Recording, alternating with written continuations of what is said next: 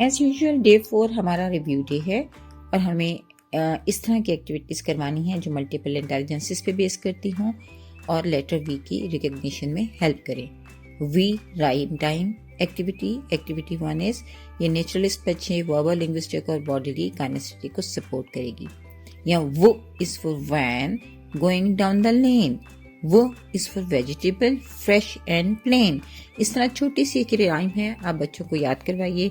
इस बच्चे जब वो वैन वो वेजिटेबल जब इसको बोलेंगे तो वो उसकी साउंड को रिकग्नाइज कर पाएंगे। Second activity is objective Hunt activity. ऐसे ऑब्जेक्ट हंट करने हैं क्लासरूम में जिनकी बिगिनिंग्स ऑन वो है, तो आप toy vegetable toy van classroom में कहीं आप छुपा दीजिए और बच्चों से कहिए कि वो उसको हंट करें। वास एंड फ्लावर एक्टिविटी, वो वास ये बच्चों से कहिए वॉस क्रिएट करवाइए और उसको फ्लावर से डेकोरेट करवाइए।